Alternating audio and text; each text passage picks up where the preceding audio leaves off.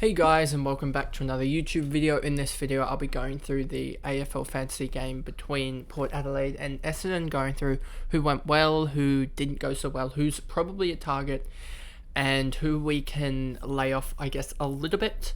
So before we get into the video, remember to like and subscribe, turn the notification bell on so you know when I upload, and let's get into the video. So as we can see here, for Port it was Butters with 111. And if we look here, he actually had a really good second and third quarter, but got injured in the last, and it looks potentially that he said it's just a corky, but I wouldn't be jumping on him, and this was a breakout game, I guess. But yeah, there's not much to go with him. I mean, if we look at Butters here, you probably might have seen a sneaky little of my trades. But Butters here, 85 average, 72 season rank, and I should probably make this actually bigger. What was that?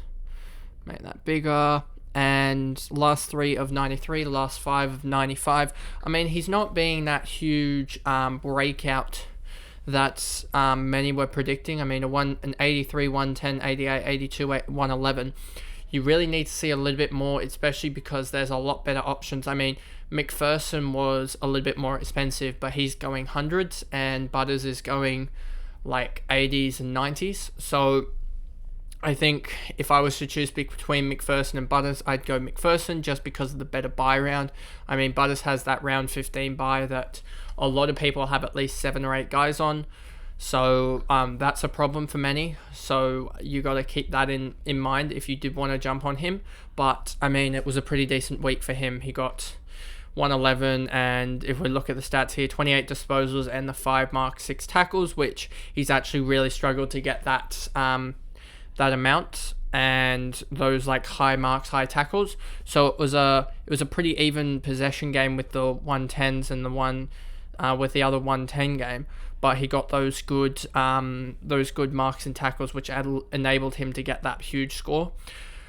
And he has North next week. He should do pretty well against them, considering they just had a really uncontested game against Saints, which we'll get into in the later review. And that really helps the likes of Butters, who seems to get a lot of marks in the transition type of game, and I think he should do all right this game. So I'm predicting probably 100 score from him in this game. But then he has Melbourne, and he probably doesn't do well there. But then he has Richmond, Hawks, and then Bulldogs and Cats. So he should probably get a run in of probably 90 into the bye, which is pretty good, but it's not damaging enough that it's a bad miss from me. Drew 102, he's done this a couple times where he just tons up. I wouldn't take much notice into it. Houston 99, Rosie 96. Rosie, yeah, he did his job basically. I mean, if he's going to be one of the last, if he's going to be your like F6 or something like that, which is probably going to turn out to be the case for me in the end, or like F5, F4, somewhere in that bottom row, that's perfect. I mean, he didn't get the big game that like the likes of Gordon got, which we'll get onto, but just keeps turning it over with another score, beat his break even, and I'm pretty sure his break even now is probably like 91 or so. I think it might actually be higher because he did drop some of his big scores did drop. So a 99 break even, that's sustainable. Horne-Francis Williams is a big miss, and someone pointed it out, and when he dropped this score and I saw it, I just was pretty annoyed that we missed him. But I mean, he was subbed out in one game and had an average of 49, but has shown in the last couple of weeks, I think a 67 and now a 92, that he can score. So that's a disappointing miss for people that missed out on him. Finlayson, Bonner, Dixon, Burton, Boak, Bergman, Wines. Wines has been really disappointing this year. And then we go down here. Teakle, also disappointing for anyone that had him, and no one else really to note about. Then you come here to Essendon, and you got the 2 big boys again going big, and they're guys that I looked at, but I'm probably going to do a double downgrade or a downgrade on one of my bench guys and an upgrade on another one to get another rookie off field and take a chance on a mid-pricer, because I only have realistically one mid-pricer at this point, so taking a chance on another one isn't the end of the world. And you got, so these guys will be in consideration if Ashcroft drops. If he gets omitted, which I've heard rumors of, but those could obviously be false, and we'll just obviously play Ashcroft, I think, this week. As my plan in the next couple of weeks is Ashcroft and Warple to get up to guys like Merritt and Parrish, if we can, if I can use like Wilmot and Ryan and stuff like that to get up to them. But yeah, these two had good games, and they're holding pretty much the same price as what they were, around that 900k range. Then Langford kicked a couple goals, and then I think he had to go back due to the Ridley injury, and ended up with a 101. Draper did alright, Caldwell, and then Andy McGrath, classic, starts the game off well, has a horrible second and third quarter, and then scrapes to a 75. That pretty much is how his season's gone. He'll drop another 20k again, and yeah, he's just terrible. Redmond, 72, tried to save it in the last quarter. Heppel, Setterfield now is a pretty much must get off. 0 CBA percentage this week, and his role looks like it's gone, as they look like they're going Merritt, Parrish, and Stringer in the centre, to be honest with you.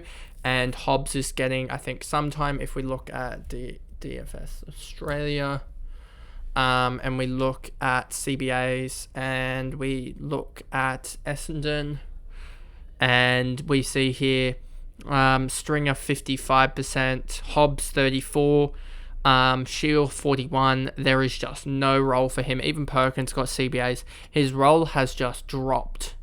And I don't know whether that was a matchup thing, but I mean, you got to trade him out now. If we look, do I have any Essendon players? Oh yeah, I'll use this, even though it gives away my trade.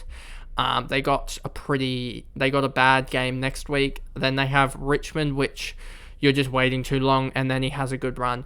So I mean, it could be, yeah. The plan is probably to get in a Merritt or a Parrish next week. For like Warple or something like that, but as I really like their run after the Gabba game, but not this week, I don't think. And then so Martin, Perkins, Stringer, Hobbs, Kelly, Tippenwoody, Phillips, and then Davey again. He looked impressive in the first quarter, but then in the second half he got 3. So I thought he was on for like a 50 or 60, but yeah, it just fell away, and really shows how a small forward just cannot seem to score, and it's probably a good time to get him out, as his break even now is, I'm guessing, 48. So yeah, get him out now before he starts dropping cash, as he looks like he'll probably go back down to like 300k or so. And yeah, but I mean, next season could be a year that you jump on him as a mid-pricer, as he does look like he's starting to get a better role. It just looks like he can go quiet at times, especially when they need real midfielders to come in and he gets sort of locked out as a small forward. But that's basically the video there. There wasn't anyone. Ridley's concussed, so I mean, if you have him, get out of him quickly, as how many people had Ridley?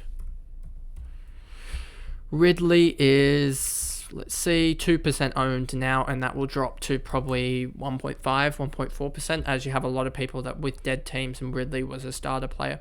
So that's the review there of the Essendon versus Port game, in which Port got over the line by 5 points in the end. Really inaccurate kicking, to be honest, and just got over the line through pure weight of numbers, I guess, in the end. So that's the video, and I'll see you guys in another video. Thanks, guys. Goodbye.